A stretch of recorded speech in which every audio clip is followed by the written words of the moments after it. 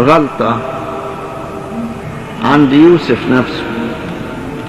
يوسف كان بسيط وكان يقول اللي في قلبه ويقول كلام يتعب الباقيين، فحلم حلم بتاع شمس وقمر وكواكب وبيسجدوا ليه، ومرة الحزمة بتاعته وحزمة اخواته كلهم محتاطين وسجدوا لحزمته، فابتدوا بقى يتعبوا اخواته، قالوا له انت فكرك ايه، هتتسلط علينا ولا ايه؟ ايه معنى الاحلام بتاعتك دي؟ فحلم الحلم التاني بتاع الكواكب راح حكاه برضه.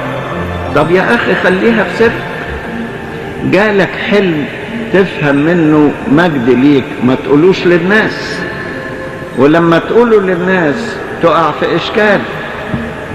في حاجة اسمها حسد الناس وحاجة اسمها حسد الشياطين. هو بكل بساطة بيقول وما بيعملش حساب لرد الفعل لتأثير كلامه.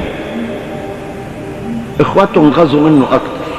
شوف الكتاب بيقول ايه، انهم حسدوه واغتاظوا منه بسبب كلامه وبسبب احلامه، يعني الاتنين مع بعض.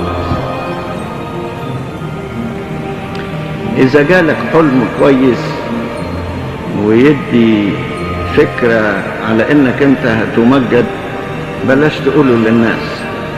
لكن ده يوسف كان اصعب من كده، يعني مش بس واحد يقول حلم تعظم فيه، لا ده فيه مقارنة بينه وبين اخواته.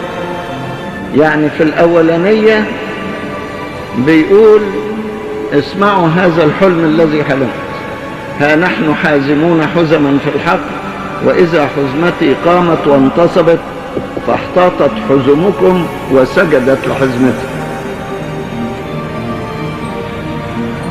الحزم بتاعتهم سجدت للحزمة بتاعي، يعني في نوع من المقارنة، مش واحد بس ليه عظمة، ده أعظم من الباقيين.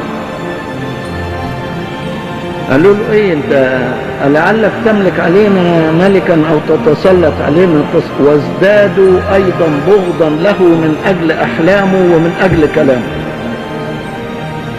وبعدين حلم حلما اخر وقصوا على اخوته وقال اني قد حلمت حلما ايضا واذا الشمس والقمر و11 كوكبا ساجد لي. ليه بس يا يوسف الكلام ده يا حبيبي؟ ما تخليك في حالك وساكت. يقول الكلام اللي يخلي غيره يتضايق ويحسده